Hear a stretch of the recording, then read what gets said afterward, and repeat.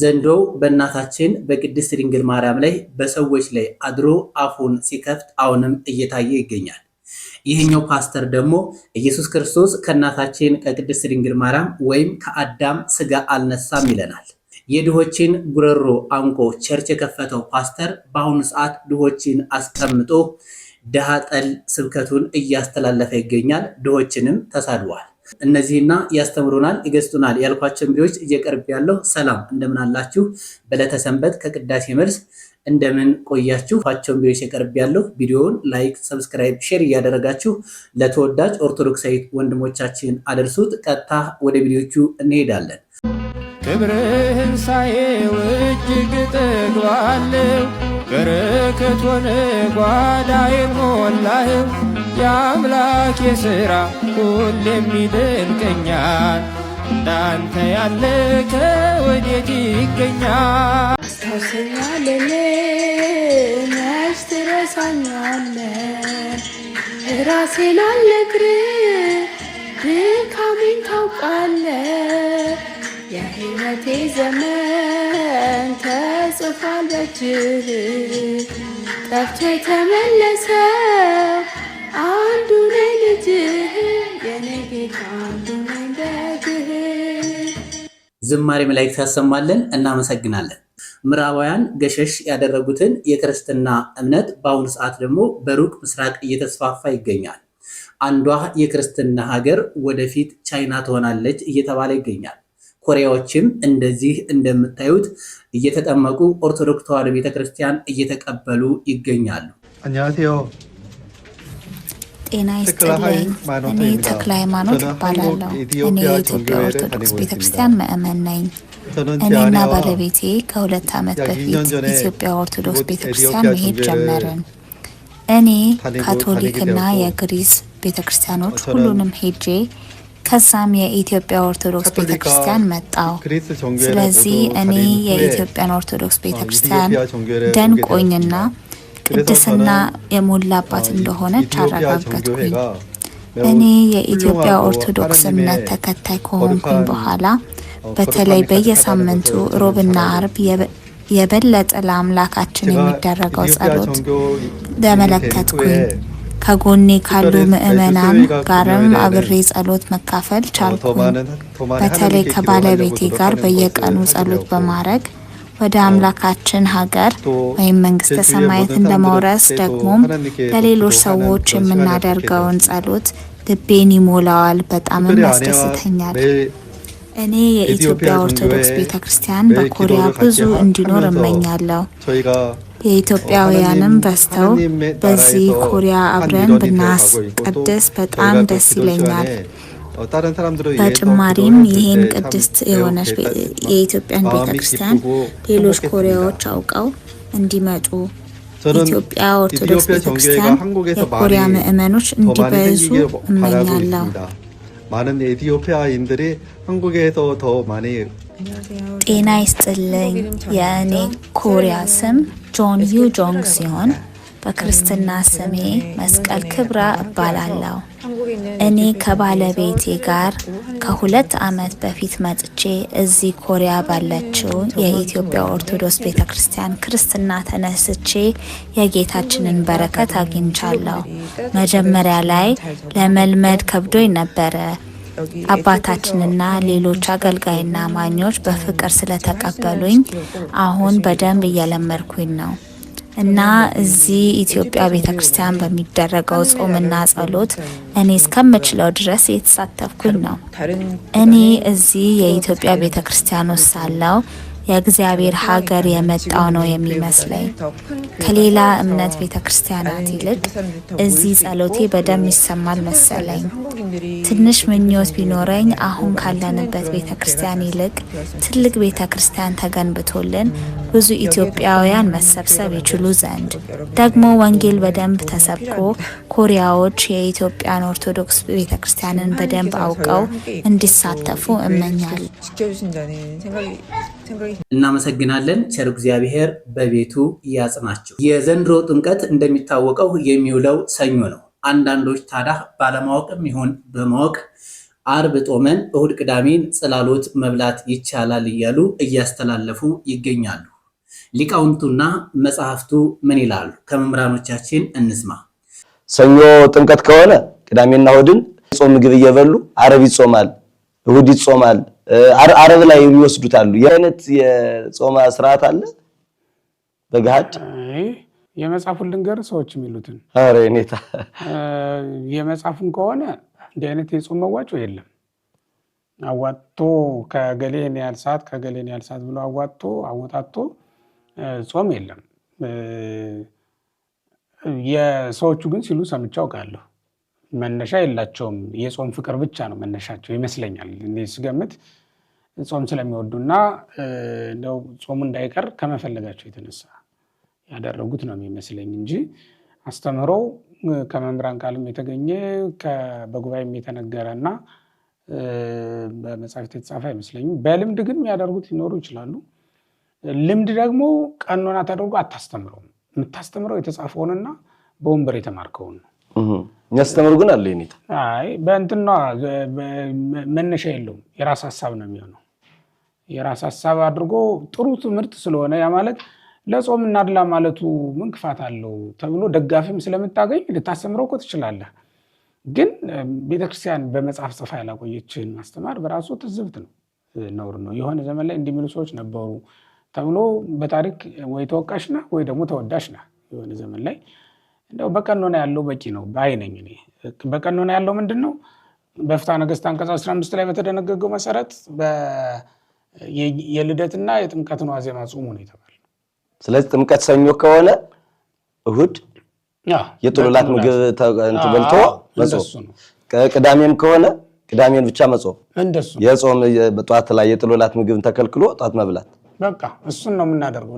መምህራኖቻችንን እናመሰግናለን። ቃልዮት ያሰማል።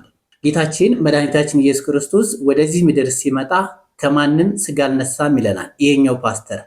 ጌታችን መድኃኒታችን ኢየሱስ ክርስቶስ ወደዚህ ምድር ሲመጣ ከማንም ስጋ አልነሳም ይለናል ይሄኛው ፓስተር። ስጋውን ከየት አመጣው? ከሰማይ ይዞት መጣ? የጎሰቆለውስ ስጋ የማን ነው? ሊያድነውስ የመጣው የማንን ስጋ ነው? ለእነዚህ ጥያቄዎች መልስ አለ። መምህራችንን እንስማው። ኢየሱስ ስጋ ነስቷል አልነሳም? ምንም መጽሐፍ ቅዱስ ላይ የተሰመረ እንዲና እንዲያ ነው የሚል ጥቅስ የለም። ስጋ ነስቷልም ስጋ አልነሳምም የሚል ጥቅስ የለም። የሐሰተኛ ነቢያት ቁንጮ የሆነው አቶ ጥላሁን የተባለ ግለሰብ ከድንግል ማርያም ስጋ አልነሳም ብሏል። መጽሐፍ ቅዱስ ደግሞ እንዴት እንደሚናገር ቁልጫ ግን እናሳየዋለን። የሱን ክደት በመጽሐፍ ቅዱስ ማስረጃ እንሞግታለን ማለት ነው። ኦርቶዶክስ አይነት አላችሁ? እግዚአብሔር ይመስገን እኔ በጣም ደህና ነኝ። አካውንት ስለተዳከመ አካውንቴን ፎሎ፣ ቪዲዮን ደግሞ እጅግ አብዝታችሁ ሼር፣ ኮፒ ሊንክ፣ ሪፖስት፣ ዱዊት፣ ላይክ፣ ፌቨራይት እንድታደርጉና ወደ ሐሳባችን እንገባ። ከዛ በፊት 3 ሰከንድ ልስጣችሁ። አመሰግናለሁ። በነገራችን ላይ እነኚህ ሰዎች መጽሐፍ ቅዱስ ይዘው ነገር ግን መጽሐፍ ቅዱስን የማይቀበሉ የማያነቡ የሚፈልጉትን ቨርስና 5 እና 6 ጥቅስ ብቻ እየመረጡ ሰውን የውሸት ተስፋ የሚሰጡ እንጂ መጽሐፍ ቅዱስ እንደማያነቡ ማስረጃ አሁን የማነብላችሁ ጥቅስ ነው። ተከታተሉኝ። ቅዱስ ጳውሎስ ወደ ዕብራውያን ሰዎች በላከላቸው ምዕራፍ 2 ቁጥር 14 እስከ 16 ያለው ላንብብላችሁ። እንግዲህ ልጆቹ በስጋና በደም ስለሚካፈሉ እርሱ ደግሞ በሞት ላይ ስልጣን ያለውን በሞት እንዲሽር ይሄውም ዲያብሎስ ነው። በሕይወታቸው ሁሉ ስለ ሞት ፍርሃት በባርነት ይታሰሩ የነበሩትን ሁሉ ነፃ እንዲያወጣ በስጋና በደም እንዲሁ ተካፈለ ይላል። ታዲያ ይሄ ምን ማለት ነው? በስጋና በደም እንዲሁ ተካፈለ አለ ቅዱስ ጳውሎስ። ቁጥር 16 ደግሞ እንደዚህ ይላል፣ የአብርሃምን ዘር ይዟል እንጂ የያዘው የመላእክትን አይደለም። ታዲያ ከዚህ በላይ ምን ጥቅስ ነው የምትፈልገው? አቶ ጥላሁን ይሄንን ስላላነበበው እኔ እኮ የሚገርመኝ ዕብራውያን የተባለውን መልእክት ስፔሻሊ ለጴንጤ የተላከ እስኪመስላቸው ድረስ የሚያብጠለጥሉት መልእክት ነው። እንደፈለጉ የሚፈውዙት መልእክት ነው። ዕብራውያን ምዕራፍ 7 ቁጥር 25 እንደዚህ ያደረጉ በቃ የኢየሱስ ክርስቶስን ሊቀ ካህንነት የሚያምኑ መስለው ነገር ግን በተለየ አረዳድና በማይሆን ቦታ በማይሆን ቨርስ እየጠቀሱ እንዲሁም ደግሞ ኢየሱስ አማላጅ ነው፣ ሊያማልድ በሕይወት ይኖራል፣ ኢየሱስ ሊቀ ካህናችን ነው እያሉ እኛ ሊቀ ካህን አይደለም ያልን ይመስል የብሉይና የሐዲስ የሚያነጻጽርበትን የመልከ ጼዴቅንና የክርስቶስን ሊቀ ካህንነት የሚያነጻጽርበትን እየወሰዱ የእኛን ካህናት የሚሳደቡበት ቨርስ ነው ወይም ደግሞ መጽሐፍ ቅዱስ ነው፣ ዕብራውያን የተባለው መጽሐፍ ቅዱስ ማለት ነው። ነገር ግን እነሱ ይህን እንኳን አይቀበልም። ይኸው በስጋና በደም ተካፈለ አለ። መጽሐፍ ቅዱስ ላይ ግን የለም፣ ጭራሽ ክዶታል። ድኔን ያደረገው በቃ መጽሐፍ ቅዱስ ላይ ከድንግል ማርያም ስጋ አልነሳም ነው ያለው። ምክንያቱም የድንግል ማርያምን ስም ማንሳት ስለሚቀፋቸው ማለት ነው። ከድንግል ማርያም ስጋ ነሷል ማለት ስለሚከብዳቸው እሱና አቶ ዮናታን የተባሉ ሁለቱ ሰዎች፣ ሌሎችም የፕሮቴስታንት ሰባኪዎች በሰይጣን መንፈስ የሚመሩ ሰዎች ከድንግል ማርያም ስጋ ነሷል የሚለውን ሐሳብ በጭራሽ አይቀበሉትም። መጽሐፍ ቅዱስ እንደዚህ ነው የሚያስቀምጠው። በስጋና በደም ተካፈለ፣ ምክንያቱም የሰይጣንን እስራት ይሰባብርላቸው ዘንድ ይፈታቸው ዘንድ ከሰይጣን እስራት ነው የሚለው። የአብርሃምን ዘር ይዟል እንጂ የያዘው የመላእክትን አይደለም እያለ እኮ ነው። አብርሃም ነው ሰው እኮ ነው። አብርሃም እኮ ስጋና ደም የነበረው ነው። ክርስቶስ ደግሞ የዳዊት የአብርሃም ልጅ ተብሏል። ማቴዎስ የሚያነሳው ይሄንን ነው። ፍጹም ሰው እንደሆነ እያጠየቀልህ እኮ ነው። የአብርሃም ዘር የዳዊት ልጅ የአብርሃም ልጅ የኢየሱስ የዘር ሐረግ እያለ ሲነግርህ እኮ ይሄን እየነገረህ እንጂ ሌላ አይደለም። ስለዚህ ኢየሱስ ክርስቶስ ከድንግል ማርያም ስጋ ነስቷል። ከስጋዋ ስጋ ከነፍሷ ነፍስ ነስቷል። ምንም ጥያቄ የለውም። ስለዚህ ስጋና ደም የሚወሰደው ከድንግል ማርያም ነው። እርሱ መለኮታዊ ባህሪውን ነው ከድንግል ማርያም ስጋ ጋር አምጥቶ አዋህዶ ስጋን ያከበረውና ወደ አምላክነት ከፍ ያደረገው ማለት ነው። ለዚህ ነው አካላዊ ቃል እግዚአብሔር ወልድ ስጋን ተዋህዷል የምንለው። ነገረ ተዋህዶን ስለማትቀበሉ የነገረ ስጋዊም ጽንሰ ሐሳብ ስለማይገባቸው ከስጋ ስጋ ከነፍስ ነፍስ ነሳ የሚለው ሐሳብ በእናንተ ዘንድ ኮንሰፕቱ እጅግ በጣም የወረደ አስተሳሰብ ስለሆነ ለእናንተ አይገባችሁም፣ በሰይጣን መንፈስ ስለምትመሩ ማለት ነው። ኦርቶዶክሳውያን አካውንቱን ፎሎ ቪዲዮ ደግሞ እጅግ አብስታ ሼር፣ ኮፒ ሊንክ፣ ሪፖስት ዲት ላይ ከበር ያደረጋችሁ ይሄንን ቪዲዮ ለአቶ ጥላሁን አድርሱለትና ምናልባት መጽሐፍ ቅዱስ እንዲያነቡ አድርጉት። ሰላም በያላችሁበት። ፕሮቴስታንቶች ግን መጽሐፍ ቅዱስን በደንብ ሳትረዱት በደንብ ሳታነቡት አምላክ ሰው ሆነ ሰው አምላክ ሆነ የሚለውን ቃል በደንብ ሳታጤኑ ለህዝብ ባታስተላልፉና ህዝብን ባታደናግሩ ይሻላል።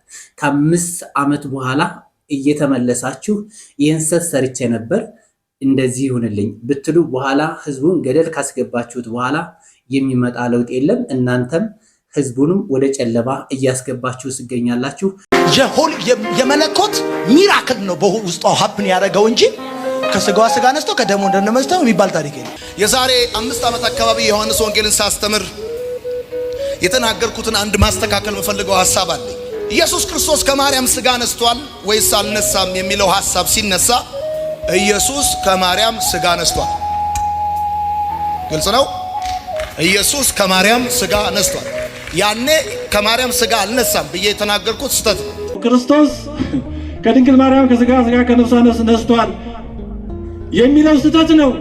ይሄ እንዲህ የሚባል ነገር የለም ብዬ የነበረው ስተት ነው ብሎ ይሄን ያክል መሰረታዊ ነገር ሳያውቅ አስተማሪ የሆነ ሰው ተሳስቼ ነበር ሲሳሳትም የሚያጨበጭቡ ተሳስቼ ነበር ሲልም የሚያጨበጭቡ ሰዎች ምን ይባላል?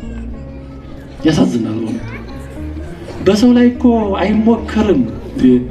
አሁን በዚህ በሕክምናው እንኳን ቢያንስ እንደው በሚታወቀው በስውር የሚደበቅ ብዙ ነገር አለ። ቢያንስ ግን በይፋ በሚታወቀው አይጦችና እንደዚህ ያለ ነገር ላይ ነው የሚሞከረው። መድኃኒት መስራት አለ መስራቱ ያ ለሰው ይሆናል አይሆንም እንጂ ሰው ላይ ቀጥታ አይሞከርም። እነዚህ እኮ ሰው ላይ ነው እየሞከሩ ያሉት። መሰረታዊ የክርስትና ትምህርት የአምላክን ሰው መሆን ሳያቅ መምህር ነኝ ያለ ሰው እንዲህ ያለው ሰው እኮ መተካከሉ ጥሩ ነበር። ያን ተሳስቻለሁ ማለቱ ጥሩ ነው። ግን ያ በዛ ስተቱ ያጠፋቸው ስንት ሰዎች አሉ። ያን እውነት ነው ብለው የጠፉ ስንት ሰዎች ይኖራሉ። እነዛን ሁሉ ፈልጎ ማምጣት ነው መጀመሪያ የነበረበት።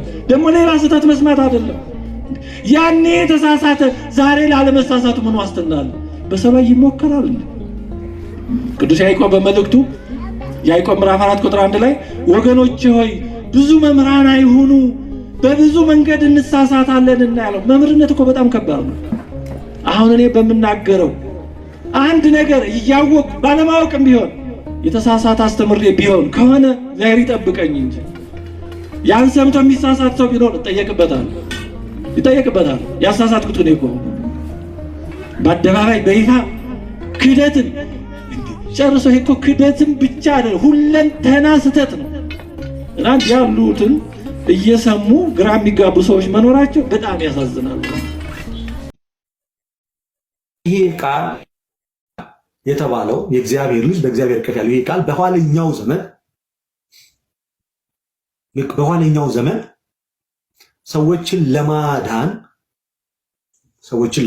ሰው ሆነ። ዮሐንስ ወንጌል ምዕራፍ 1 ቁጥር 14 ላይ ቃልም ስጋ ሆነ ጸጋና እውነትንም ተመልቶ በእኛ አደረ ይላል። ያ ስጋ ከሰማይ የወረደ ስጋ አይደለም። ያ ስጋ ፈጣሪ አይደለም። እግዚአብሔር ራሱ የፈጠረው ስጋ ነው። ያ ስጋ ራሱ እግዚአብሔር የፈጠረው ስጋ ነው። ስለ ኢየሱስ ክርስቶስ የዘር ሐረግ እኮ ስናወራ የዳዊት ልጅ የአብርሃም ልጅ እያለን ነው የምናወራው። ስለዚህ ጌታችን የተዋሃደው ስጋ ያ የማርያም ስጋ የፍጡር ስጋ ነው። ይሄ ምንም ማንም እንትን ያለው ነገር የለም። ማንም የዋሸው ማንም ያምታታው የለም። ምክንያቱም ድንግል ማርያም ፍጡር ናት፣ በእግዚአብሔር የተፈጠረች ናት።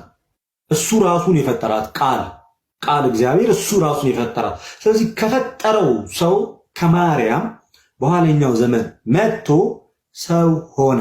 ከስጋዋ ስጋ ከነፍሷ ነፍስ ነስቶ ተወለደ።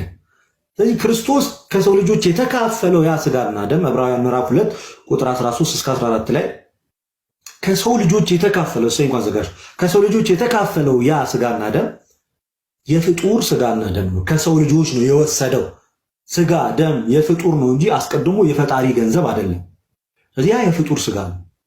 ከዛ ስጋ ነው ያንን ስጋ ተካፈለ ማለት ክርስቶስ የፍጡሩን ስጋ ወሰደ። ከዚህ አንጻር ጌታችን ኢየሱስ ክርስቶስ በሰውነቱ አብ አምላኩ ተብሎ ተነገረለት። አብ አምላኩ ተብሎ ተነገረለት። ለዛ ስጋ ይሁን አብ ብቻ አይደለም፣ ራሱ ጌታም አምላክ ፈጣሪው ነው። ምክንያቱም በእርሱ የተፈጠረ ነው። የጌታችን ኢየሱስ ክርስቶስ አምላክና አባት እያለ ጳውሎስ ሲናገር እየተናገረ ያለው አብ ለክርስቶስ አምላኩ ነው፣ አብ የክርስቶስ ፈጣሪ ነው፣ አብ የክርስቶስ ጌታ ነው ለማለት አይደለም። በዛ ሐሳብ አልተናገረም፣ በዛ ሐሳብ አላወራም። ጌታም እኮ ወደ አምላኬና ወደ አምላካችሁ ወደ አባቴና ወደ አባታችሁ አድርጋለሁ ብሎ መጽሐፍ ላይ ተናግሯል። ጌታ ያንን ቃል ጳውሎስ ያንን ቃል የተናገረው ከምን አንጻር ነው? ጌታ የነሳው ስጋ የተካፈለው ስጋ የፍጡር ስጋ ነው ለማለት ነው። ፔሪድ የምን ስጋ ለማለት ነው? የፍጡር ስጋ ነው የወሰደው ለማለት ነው። የፍጡር ስጋ ነው የተካፈለው። እውነት ነው። ጌታችን ኢየሱስ ክርስቶስ የተካፈለው ስጋ የፍጡር ስጋ ከተዋህዶ በኋላ ግን ያ ስጋ የአምላክ ስጋ እየተባለ ነው የሚጠራው። ሚታርጊልን ማርታ ነኝ የአምላክ ስጋ እየተባለ ነው የሚጠራው። ለምን? ስጋ የመለኮትን ባህሪ በተዋህዶ የራሱ ባህሪ አድርጓል። መለኮትም በተዋህዶ የስጋን ባህሪ የራሱ ባህሪ አድርጎታል። ሐዋርያት ሥራ ምዕራፍ 20 ከቁጥር 28 ላይ እግዚአብሔር በገዛ ደሙ የዋጃትን ቤተክርስቲያን እግዚአብሔር አለ በገዛ ደሙ አለ። እግዚአብሔር ደም አለው በባህሪው። ነገር ግን እግዚአብሔር በደሙ የተባለው ለምንድን ነው?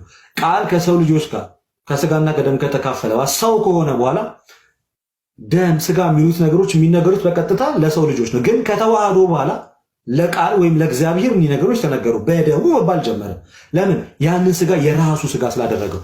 ለዚህ ምስክርነቱ ስጋዬን የበላ ደሜን የጠጣ እያለ ያን ስጋ የምርም የራሱ እንዳደረገው ከአምላክነቱ ጋር እንዳዋሃደው ከጌትነቱ ጋር እንዳዋሃደው ከመለኮቱ ጋር አንድ እንዳደረገው የምታውቁት ስጋዬን የበላ ደሜን የጠጣ የዘላለም ሕይወት አለው ከሞቱም ወደ ሕይወት ተሻግሯል እያለ ክርስቶስ ይናገራል። ከሰማይ የወረድኩት የሕይወት እንጀራ እኔ ነኝ አለ። ለዓለምም እንጀራነት የምሰጠው ስጋዬን ነው። ስጋዬን የሚበላ ደሜን የሚጠጣ የዘላለም ሕይወት አለው ከሞትም ወደ ሕይወት ተሻገረ አለ። ከሞት ወደ ሕይወት ተሻገረ ብሎ ሲናገር ሰምቶ ስጋዬን ደሜን እያለ ክርስቶስ የሚናገረው መለኮት ወይም ቃል ከሰማይ የወረደው ቃል ያንን ስጋ በተዋህዶ የራሱ አድርጎታል። የራሱ ገንዘብ ከአምላክነቱ ጋር አዋህዶታል፣ አንድ አድርጎታል። ከመለኮት ጋር አዋህዶ አንድ አድርጎታል። መቼ? ማህፀን ውስጥ በድንግል ማርያም ማህፀን በሚጸነስበት ሰዓት። ከዚህ አንፃር ምን ብለን እንናገራለን? አይ አብማ ፈጣሪው ነው እያልን በድፍረት አንናገርም። ነገር ግን የክርስቶስ ስጋ የፍጡር ስጋ ነው። መሰረቱ መነሻው የፍጡር ስጋ ነው። ያን የፍጡር ስጋ ነው ተዋህዶ የራሱ ያደረገው። ከተዋህዶ በኋላ የአምላክ ስጋ ተባለ። ያ ስጋ አስቀድሞ ከተዋህዶ በፊት ያ ስጋ የማርያም ስጋ እንጂ የአምላክ ስጋ እየተባለ አይጠራም ነበር። ከተዋህደ በኋላ ግን ያ ስጋ ምን ተብሎ መጠራት ጀመረ? የአምላክ ስጋ እየተባለ መጠራት ጀመረ። የጌታ ስጋ፣ የክርስቶስ ደም፣ የአምላክ ደም በገዛ ደሙ ሞቶ ደሙ ፈሶ ዳንን፣ በደሙ ዳንን፣ በስጋው በመቆረሱ ዳንን፣ ደሙ በመፍሰሱ ዳንን፣ በሞቱ ዳንን እየተባለ ዳንን እያለ የሚነገረው ከክርስቶስ ጋር ከቃል ጋር ስለተዋሃደ ያ ስጋ ሰዎችን አዳናቸው። ያ ደም የመለኮትን ባህሪ ስለያዘ አምላክነትን ገንዘብ ስላደረገ ምን ተብሎ ተነገረለት? የሚያድን ደም፣ ኃጢአትን ይቅር የሚል ደም፣ የሚቤዥ ደም፣ ይቅር የሚል ደም እየተባለ ይነገርለት ጀመረ። ከዚህ አንጻር ጌታችን እንደዚህ ብለን እናገራለን። ነገር ግን አምላክ እየተባለ የጌታችን ኢየሱስ ክርስቶስ አምላክና አባት ይባረክ እየተባለ ግን ሲነገር ከምን አንጻር ነው? ክርስቶስ የተዋሃደው ስጋ የፍጡር ስጋ መሆኑን ለማጠየቅ ነው። በስጋው አምላክ አለው በስጋ አምላክ አለው እያሉ አብዛኛው ጊዜ ፕሮቴስታንቶች ያብራሩታል። እኛ እንደ ኦርቶዶክሳዊ አስተምሮ በስጋው አምላክ አለው፣ በስጋው አምላክ አለው፣ በስጋው አብ አምላኩ ነው። በዚህ ልክ ሳይሆን የምንናገረው ለዛ ስጋ ኦፍ ኮርስ አብ ብቻ አይደለም፣ ራሱ ኢየሱስም አምላኩ ነው። ምክንያቱም ራሱ የፈጠረው ስጋ ነው። ድንግል ፈጣሪዋን ወለደችው፣ እሱም የፈጠረውን ስጋ ተዋሃደ። ስለዚህ ለዛ ስጋ ኢቭን ራሱ ጌታ ራሱ እኮ ፈጣሪው ነው። እሱ ነው የፈጠረው ሰው ልጆች፣ ከፈጠረው ሰው ነው የተዋሃደው፣ አብ ብቻ አይደለም። ለአብ ግን ኢየሱስ ክርስቶስ ለአብ ግን ለወልድ በሚነገረው ልክ አይነገርለትም። ለወልድ በሚነገረው ልክ ለአብ አይነገርለትም። ለምን? አብ ፍጹም አምላክ ብቻ እንጂ ፍጹም ሰው አልሆነም። ለመንፈስ ቅዱስም አይነገር። መንፈስ ቅዱስ ፍጹም አምላክ ብቻ እንጂ ፍጹም ሰው አይደለም። ጌታ ነው ፍጹም አምላክም ፍጹም ሰው። እንደ ሰውነቱ ከእኛ ጋር ባህሪው አንድ ነው። እንደ አምላክነቱ ከአባቱ ጋር አንድ ነው። ዮሐንስ ወንጌል ምዕራፍ 10 ቁጥር 30 ላይ እኔና አብ አንድ ነን አለ። በምንድን ነው አንድ የሆኑት? በስጋ አይደለም፣ በመለኮት አንድ ነን። ለአብ ሰው እየተባለ አይነገርለትም፣ ለጌታ ግን ሰው እየተባለ ይነገርለታል። ሰዎች ደግሞ ፍጡራን ናቸው። ስለዚህ ጌታችን ኢየሱስ ክርስቶስ ሰው እየተባለ ሲነገርለት የሰውን ስጋ ወይም ደግሞ ራሱ የፈጠረውን ስጋ ተዋህዷል፣ የራሱ ባህሪ አድርጎታል፣ የራሱ አድርጎታል። እና ያ ስጋ የፍጡር ስጋ ነው ለማለት ነው እንጂ የምርም ክርስቶስ አምላክ አለው፣ ክርስቶስ አምላክ አለው እያልን እኛ ተዋህዶን ዘንግተን አናወራም። ፕሮቴስታንቱ ግን ሁለት ባህሪ አማኝ ስለሆነ የምርም ሁለት ባህሪ አማኝ ስለሆነ ይህንን ጥቅስ ይጠቀሙታል፣ በማይሆን መንገድ ኢንተርፕሬት ያደርጉታል። እኛም እኮ አንክድም፣ ስጋው የፍጡር ስጋ ነው። ክርስቶስ የተዋህደው ስጋ የፍጡር ስጋ ነው። ነገር ግን ከተዋህዶ በኋላ ያ ስጋ ጀስት ዝም ብሎ የፍጡር ስጋ እየተባለ ሁሌ የሚነገር አይደለም። ከመለኮት ጋር ተዋህዶ የመለኮትን ባህሪ የራሱ ባህሪ አድርጓል። በተዋህዶ የቃልን ባህሪ የራሱ አድርጓል። መምህራችንን እናመሰግናለን። ቃሎት ያሰማልን። የድሆችን ጉረሮ አንቆ ቸርች የከፈተው ፓስተር በአሁኑ ሰዓት ድሆችን አስቀምጦ ድሃ ጠል ስብከቱን እያስተላለፈ ይገኛል። ድሆችንም ተሳድቧል። ሌባ የሚበዛበት የት ነው? ድሃ ሰፈር። ስርቆት የሚበዛው የት ነው? ድሃ ሰፈር። በሽታ የሚበዛው የት ነው? ድሃ ሰፈር። የዚህ ግለሰብ ንግግር በጣም የገረመኝ በሁለት ምክንያት ነው። የመጀመሪያው ይህንን ንግግር የተናገረው ቸርች ውስጥ በመሆኑ፣ ሁለተኛው በጣም የገረመኝ ድሃን መናቅና ሰው ከድህነት እንዲወጣ ደግሞ ሞቲቬት ማድረግ ሁለት የተለያዩ ነገሮች መሆናቸውን አለማወቁ ነው። ኢየሱስ ክርስቶስ እኮ በምጽአቱ ቀን የሚጠይቀን ጥያቄ አለ። ስራብ አበልታችሁኛል ብሎ ይጠይቃል። የሚራብ ማን ነው? መቼስ ሀብታም አይራብም አይደለ? ድሃ ነው። ስታረዝ አልብሳችሁኛል ብሎ ይጠይቃል። የሚለብሱትን አጥተው በየጎዳናው የወደቁ ምኖች ናቸው? መቼስ ሀብታሞች አይደሉም፣ ድሃዎች ናቸው። እንግዲህ በዚህ ልክ ለድሃዎችና ለምስኪኖች እንድናስብ የሚያዝ አምላክ የሚመለክበት ቸርች ውስጥ እንደዚህ አይነት ከመጽሐፍ ቅዱስ ውጪ የሆነ የግል ስሜት የሚንጸባረቅበትን የወረደ ንግግር ማድረግ ቸርች ውስጥ በጣም ነው የሚያሳፍረው። ሌላው በጣም የገረመኝ በንግግሩ መሃል ምንድነው ያለው? ሌባ ወይ ዘራፊ ያለው የት ነው አለ? የድሃ ሰፈር አለ። እዚች ሀገር ላይ በጣም የሚገርም መሰላችሁ፣ ብዙ ጊዜ በእኛ እሳቤ ሌባ የሚባሉት እኚህ ኪስ የሚገቡ ሞባይል ቀምተው የሚሮጡ በቃ እኚህ ተራ የሚባሉ ሌቦች ናቸው ሌባ የሚባሉት። የኛ ሀገር ትክክለኛ ሌባዎች ግን ተሽከርካሪ ወንበር ላይ ቁጭ ብለው ቦርጫቸውን ዘርግፈው መንግስትና ህዝብ የሰጣቸውን ኃላፊነት ወደ ኋላ አድርገው ከዚች ምስኪን ሀገራቸው ላይ ዘርፈው ሀብት ያካበቱ ሀብታም ሌቦች ናቸው ትክክለኛ ሌቦቹ። በሽታ ያለው ድሃ ሰፈር ነው ምናምን አልክ። ባይገርም እንደ ድሃ ጤናማ የለም። እንደ ድህነታቸውማ ቢሆን እንዳንተ እሳቤ ድሃ የሚባል በበሽታ ሞቶ ባለቀ ነበር። ስለዚህ ባጭሩ እንደ መደምደሚያ ድሃን መናቅና ሰው ከድህነት እንዲወጣ ሞቲቬት ማድረግ እጅግ በጣም የተለያዩ ነገሮች ናቸው። ይህንን ቪዲዮ አድርሱልኝ። አመሰግናለሁ። ሌላው ይወጣና ደግሞ ምንድነው እዚህ ሁሉ ጊዜ ኢየሱስ ኢየሱስ ብቻ ነው የሚባለው ምናምን፣ የኢትዮጵያ ህዝብ በድህነት እያለቀ ነው እና ትበለጥጋለህ፣ ይሳካልሃል እና መባረክን ምናምን በዚህ በቁሳቁስ ላይ መሰርተዋል። አገልጋዩ እዚህ ላይ ምን የሚያክል ወርቅ ያስራል፣ እዚህ ላይ ወርቅ ያስራል። የሆነ በጣም ብዙ ሺህ ብር ልብስ ይገዛል። ህዝቡን እንዲህ ጉሮሮን አንቆ መኪና ይገዛል። ከዛ ተከታዮቹ አገልጋዮቹም ያንን ይቀጥላሉ። ፕሮስፐሪቲ ጎስፕል ያልከው ይሄ ነው። ይቀጥላሉ። ህዝቡም እንደነሱ ለመሆን ይበላል። መቼስ አይበላም፣ ይበላል፣ ይበሉታል። ስለዚህ ምን ይሆናል ማለት ነው? ነጋ ጠባ መልእክቶቹ፣ ትምህርቶቹ በሰው አእምሮ ውስጥ የሚገባው ነገር ሁሉ ምን ይሆናል? ኢየሱስን በማመን ምን መሆን? ኑሮን መቀየር፣ ኢኮኖሚን መለወጥ፣ በሁሉ ነገር ውጤታማ በመሆን ቤት ስለመስራት ስትጸልይ የምታስበው፣ መኪና ስለመግዛት ስታመልክ አይን ላይ የሚመጣው ምን የሚያክል መኪና ሲሆን ምን ይባላል? የብልጽግና ወንጌል ፕሮስፐሪቲ ጎስፐል ይባላል። ያን ጊዜ ቆላሲስ ነው የሚሆነው። እንግዲህ Christ is all sufficient። እሱን የምንከተለው ለዛ አይደል እና መልእክቱ ትንቢቱ የሚመጣው እንትና ምናምን ሁሉ ብር ብር ብር ብር ብር ይሆናል። ጸሎቱን በዛ ላይ ነው፣ መልእክቱን በዛ ላይ ነው እና እንደዛ ሲሆን ፕሮስፐሪቲ ጎስፐል ይባላል። ወንጌል በምንም አይነት ሁኔታ ስለ ገንዘብ ስለማግኘት ቤት ስለ ምናምን አይደለም። ወንጌል አሁንም ዞሮ ዞሮ ወንጌልም ከስጋ ከዳዊት ዘር ስለተወለደው በቅድስና መንፈስ ግን ከሙታን በመነሳት በኃይል የእግዚአብሔር ልጅ ስለሆነው ስለ ልጁ ነው፣ እርሱም ጌታችን ኢየሱስ ክርስቶስ። ዘንዶ አሁንም በሰዎች ላይ እያደረ እናታችን ቅድስት ድንግል ማርያምን ክብሯን ዝቅ ለማድረግ ይሞክራል። እቺት እንግዲህ እንደሚታወቀው እናታችን ቅድስት ድንግል ማርያምን ክብሯን ዝቅ አደረኩ ብላ እሷ አቅም የላትም እያለች ትገኛለች። ማርያም ደካማ ናት። ማርያም ድካሟን የምታጥናት። የድንግል ማርያም ልጆች ሁሌም እናታችን ቅድስት ድንግል ማርያምን እናከብራታለን። በጣም ያሳዝነኝ ነገር ምን እንደሆነ ታውቃላችሁ? አንቺና መሰሎችሽ ተደምራችሁ ነው እንግዲህ ህዝብ ቁጥር የተነገረን ማለት። በዚህ ልክ እንዴት ሰው በድንቁርናው በጣም ይኮራል? ድንቁርና ያኮራል እንዴ? በጣም ተሐዝኙ እና አልታደልሽም። ለዛ ነው የእመቤቴ ክብር ማይገባሽ፣ ስላልታደልሽ ነው።